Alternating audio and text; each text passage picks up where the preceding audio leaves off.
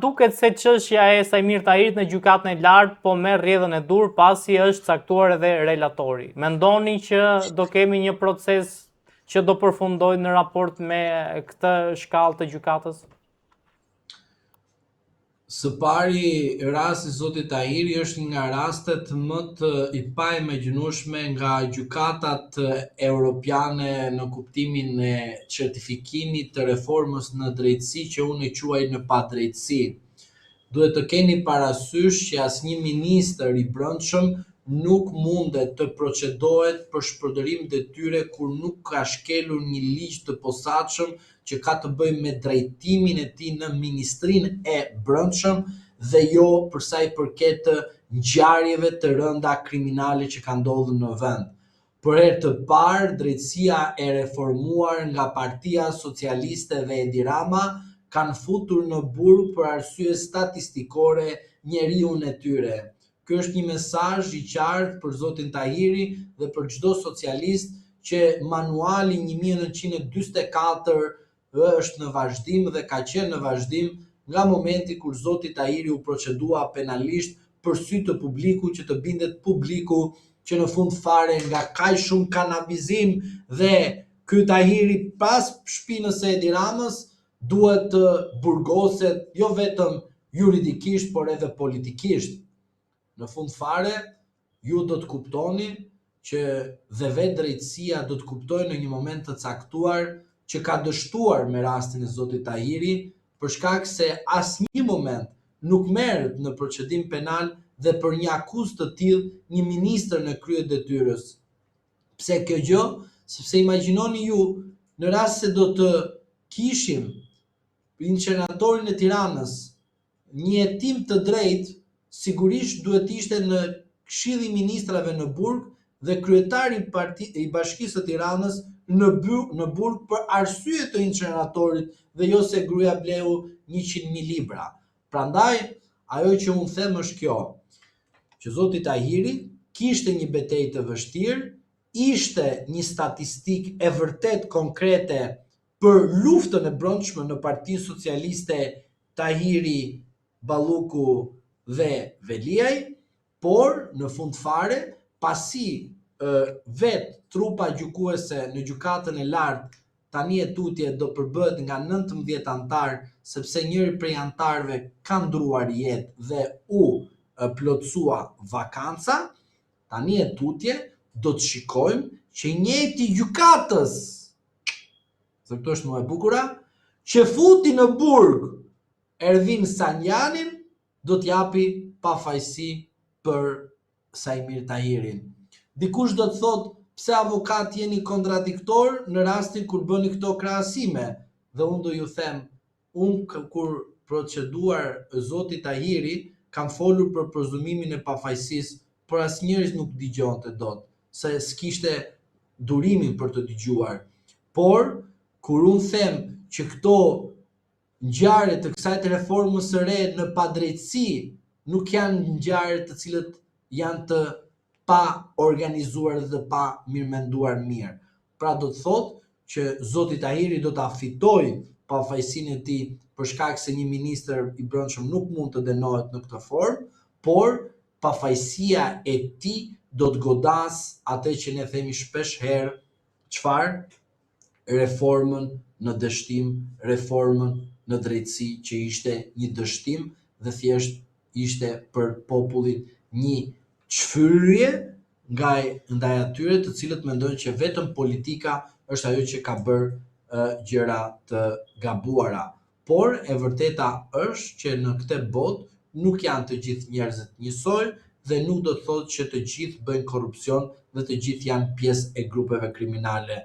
Duhet prova dhe nuk duhet thjesht të luftohet me atë imagjinat që për shkak se je politikan duhet të jesh i korruptuar, për shkak se je avokat duhet të jesh sekser, për shkak se je gazetar duhet të jesh gjobdhënës. Kjo nuk janë të gjitha gishtat njësoj. Prandaj duhet të përfundoj qëndrimin tim, është që në rastin e zotit Tahiri duhet të ketë një reflektim të thellë edhe nga politikbërja që të kuptojnë që mbrapa kanabizimit të vendit për arsye politike fshihet zoti Rama dhe jo zoti Tahiri.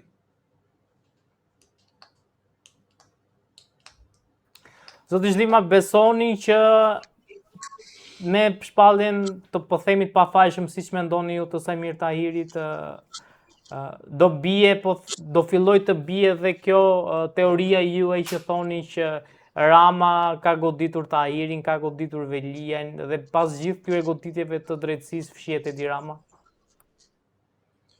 Shiko, duhet të jemi realist me opinionin publik. Nuk ka mundësi tek skandali i Ilir Beqajt të jetë fajtor Ilir Beqaj dhe Edi Rama mos di asgjë. Tek rasti i incineratorëve të jetë fajtor Lefter Koka dhe Alçi Bllako dhe Rama mos të di asgjë. Nuk ka mundësi që tek Bashkia e Durrësit kur në krye detyrës ishte Vajgjush Dako dhe Dako me Ramën ishin bashkë, Rama mos të ketë mësuar asgjë nga spionët që ka rreth vetes. Nuk ka mundësi që tek rasti i Zotit Veliajt kishte kaq shumë akuza ndaj tij dhe Rama mos të di asgjë. Nuk ka mundësi që tek rasti i këtyre i bujqësisë që ka të bëjë me i Bardhin mos gaboj të jenë bërë abuzime dhe Rama mos të di asgjë. Më falni, Rama është kryeministri i Shqipërisë dhe nuk është një person i cili nuk duhet të di asgjë, sepse në fund fare policia e shtetit është në mbikëqyrjen e tij, kadastra është në varësinë e tij, ministrit janë në varësi të tij, të gjitha institucionet që kanë të bëjnë nga pushteti ekzekutiv janë në varësi të zotit Rama. Nuk ka mundësi ti për shembull të di Rama çfarë themi ne në portale dhe nuk di ka Rama çfarë bën ministri i tij që ka në Këshillin e Ministrave dhe ka antar. Dhe drejtorin e përgjithshëm të ministrisë e zgjedh Edi Rama dhe jo ministri, dhe mos të di Edi Rama çfarë bën ministri me projektet apo me tenderat e me PPP. Pra, është e çuditshme. Dhe për kanabizimin e vendit, si mos ta di kryeministri i vendit? Nuk e di kryeministri i vendit, si ja ka thënë ministri, ja ka thënë dikush tjetër të jetë më i bukur përpara kryeministrit, që t'i zej vendit ministrin. Se ju nuk e dini që ka intrig në një kompani private, jo më të shteti që ka intrig konkurrence papame. Tu ka intrig komshiu me komshiun për gardhin. Tu ka intrig një gruaja me burrin. Jo mos do ketë intrig brenda një qeverie, përsa i përket kanabizimit të vendit. Prandaj them që rasti ose rastet që janë përfshirë të gjithë rrethi zotit Rama. Pra, do të keni parasysh diçka, ke zotin Rama, kishte zotin Veliaj, zotin Ahmetaj, zotin Tahiri. Pra, ishin 3 figura të cilët ishin rreth zotit Rama. Dhe këto figura, për mendimin tim, nuk mundet që këto të treja të shkojnë dhe të futen në burg, sepse ajo që më çudit mua është kjo shumë e thjeshtë për opinionin publik të kuptojnë diçka. Nuk ka mundësi ti zotri të mbrosh Ilir Beqajn. Mirë, që Ilir Beqaj është statistik për mua, e ti këtë, ta kam thënë vazhdimisht. Ma mbrosh Ilir Beqajn, edhe në një moment të caktuar shkon ti dhe më voton në parlament me 83 kusur mandate, bashkë me ato të Tom Doshin, më voton mua Endri Shabanin, avokatin e popullit, kundërkohë ai të ka kallëzuar dhe thoshte hajdut nga mjesi deri në darkë, ty edhe Ilir Beqaj. Pra do të thotë, Ilir Beqaj që ka i pafajshëm, sepse kallëzimi pas ka ardhur nga kush? Pse s'ke marrë ti o i nderuar ndaj një kallëzim ose unë që ta çoj përpara spakut, themi po kallëzojmë X-in sepse kemi këto dyshime. Do të thotë që kallëzimin dikush e ka bërë gati. Pra do të thotë që kanabizimi për Sajmir Tahirin dikush e ka bërë gati. Se s'ka mundësi të bëjmë kallëzime, se edhe unë dua të kallëzoj, po nuk kam prova këtë kallëzoj. Thjesht duke shkruajtur roman apo duke shkruajtur në një artikull në gazetë dhe filloj të kallëzoj. Pra si nuk shkon disa gjëra, nuk ka mundësi të shkoj Lefter Koka ministër të shkoj vetëm në burg dhe ministrat e tjerë mos shkojnë në burg. Nuk ka mundësi që Alçi Bllako të shkojnë në burg dhe të tjerë funksionarë brenda ministrisë mos shkojnë në burg. Nuk ka mundësi që disa prej tyre të jenë detyrim paraqitje dhe disa të jenë në burg. Rasti Veliaj është rast shumë flagrant ky. Nuk është rast thjesht Veliaj është në burg sepse gruaja ka bërë budalliqe. Po jo, nuk ka lidhje. Velia është në burg për të hequr vëmendjen nga incineratori i Tiranës. Velia nuk është në burg sepse gruaja ka bler 100.000 libra. Velia është në burg se pikrisht duhet të futet dikush tjetër që të zej vendin dikë tjetër në burg. Pra, qytetarëve t'i themi të vërtetën, si ka mundësi Rama të shaj kanale, të shaj emisione, të shaj portale, të shaj analistë, të shaj gazetarë gjithë. Pra, dika për të gjithë të tjerët, dhe kur në Këshillin e Ministrave këta po i villkan, pa dijenin e tij dhe pa lejen e tij, kjo e bukur ishte me Feyziun, sa bukur tha, pa lejen tim me këta të lëvizin. Pra do thotë që në çdo rast dhe në çdo moment ata me lejen e Ramës, kështu e komentoj unë, dhe përveç kësaj edhe me bekimin e Ramës. Në rast të ndryshëm, shkarkim, degenerim nga të gjithë analistët që janë pjesë e Partisë Socialiste. Prandaj ju themi nderuar, pa gjë nuk ka. Duhet keni parasysh që zoti Rama mba përgjegjësi politike. Po, jam dakord. Përgjegjësi penale ka diçka tjetër me fakte zotëri.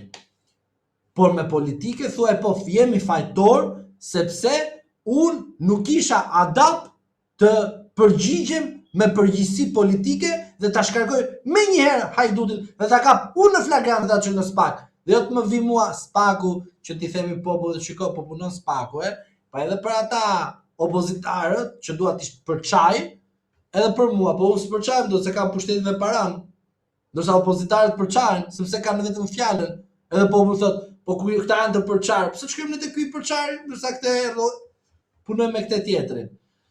Prandaj them që zoti Rama ka ditur dhe di shumë mirë pse po bën këtë politikë dhe jam i bindur që në një moment të caktuar, por sigurisht që viktim janë ata të cilët janë rreth zotit Rama dhe janë rreth për shkak të pengmarrjes, për shkaq të ndryshme, pra dikush ka grua në punë në shtet, dikush ka marrë një PPP, dikush ka probleme të drejtë për drejta që e mbrojnë zotin Rama nga pikpamje politike, po jo juridike, nuk mund të flasin. Por në një moment të caktuar, në rast se ata do të vijë moment të flasin, jam i bindur që do flasin. Zoti Shlima, ditën e sotme ka pasur kontrole nga hetues PKH-s dhe SPAK-u në disa biznese lidhur me hetime që po zhvillon ky institucion në raport me Belinda Ballukun. Po themi, këto kontrole vinë vetëm një ditë më pas dhe edhe ditën e sotme që doli Belinda Balluku që u shfaq në televizion krah Ramës. Mendoni që janë sinjale që po i thonë Ramës që shiko, mos e merr më në krah sepse ne do e godasim gjithsesi?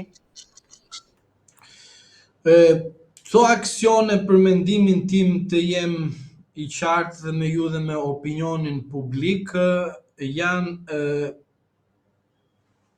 për mendimin tim aksionet të cilët kanë dështuar nga momenti fillestar kur zonjës Balluku i është komunikuar akuza.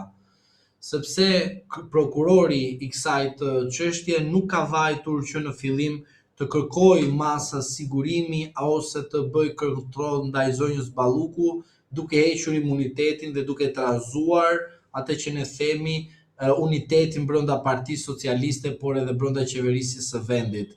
Në një kohë të caktuar, atëherë prokurori kur pa që nuk pyet zoti Rama dhe është një pakt midis zotit Rama dhe zonjës Balluku, kemi parë që agjentët e BKH-s shkojnë edhe trokasin në dyrë të Miletit. Këto janë pamje thjesht ose aksione të cilët për mendimin tim nuk japin rezultatin e duhur, për shkak se provat tani e tutje janë prishur, janë ndjekur dhe ku e di unë çfarë është bërë me tutje. Por unë mendoj se këto aksionet nuk kanë të bëjnë më me zonjën Balluku, por me instanca të tjera më të larta shtetërore, por përfshirë në oborin e qeverisjes së vendit, kur mendimi im është që agjentët e BKH-s do të shkojnë edhe tek policia e shtetit në atë që unë mendoj dhe e pash dje që zonja e ngarkuara e ambasadës amerikane në Tiranë takoi krye prokurorin e ri të posaçëm dhe krye prokurorit të ri të posaçëm i dërgoi mesazh dhe i tha lufta kundër organizatave kriminale dhe krimin organizuar dhe karteleve të drogës. Në ato kuptim unë kuptova, të them të vërtetën, që çdo aksion tani e tutje ndaj çdo funksionari publik shqiptar nuk ka të bëjë thjesht me korrupsionin, po ka të bëjë me përfshirjen dhe bashkëpunimin me krimin organizuar dhe bandat kriminale. Pra, nuk është ajo që aksioni është për korrupsion, por pikrisht është për individ të cilët në mbajtjen e pushtetit politik apo institucional, administrativ apo ekonomik janë përdorur ose kanë përdorur bandat kriminale dhe organizatat kriminale për favore të tyre, duke shpërdoruar besimin e publikut për edhe të institucioneve përkatëse.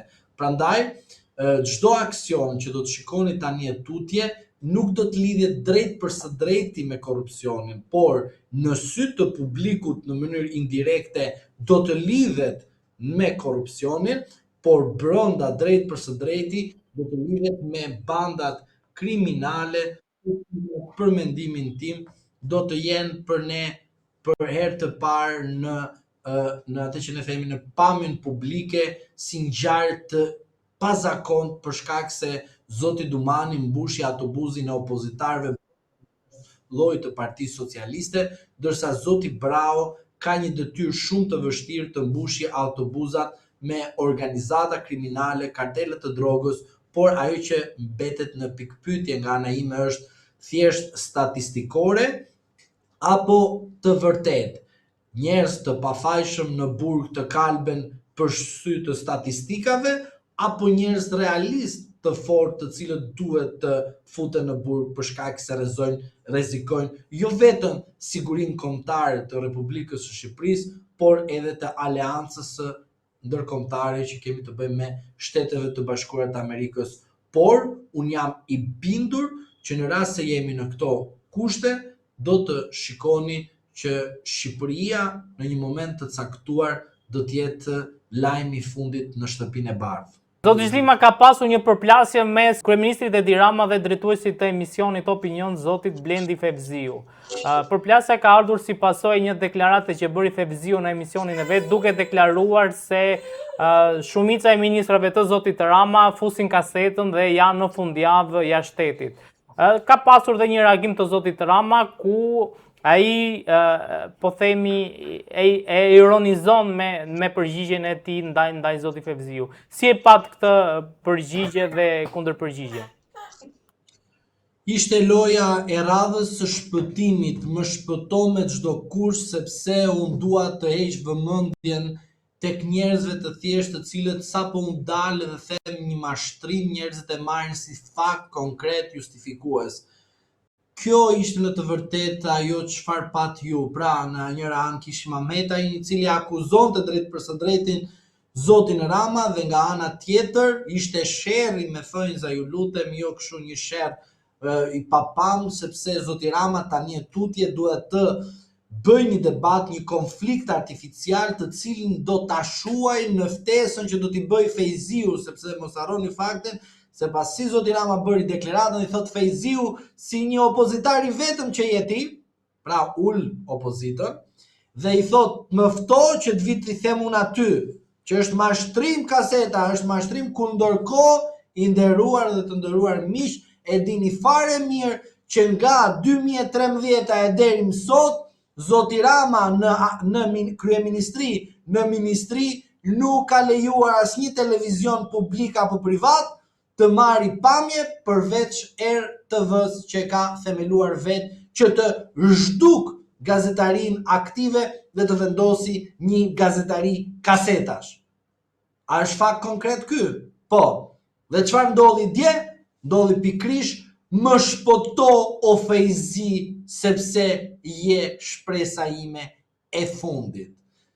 Dhe duke e lidhur këtë situatë kaq shumë emocionale, dua t'ju them që zoti Rama din të aktroj, din të pikturoj, din të organizoj, din të sundoj, din të bëj gjithçka, por vjen një moment kur nga kaq shumë dituri arrihet ajo që ne themi padituria e vazhdueshme e gropave të cilët ke ndërtuar dhe në një moment kur gropën ja ke bërë të tjerëve, vjen radha edhe te ty, po kur ti mendon që duhet mos shkosh tek ajo grop dhe duhet shkojnë të tjerë, kanë frikë se aty ku po shkojnë të tjerët duhet të marrin edhe ty me vete në mënyrë direkte apo indirekte.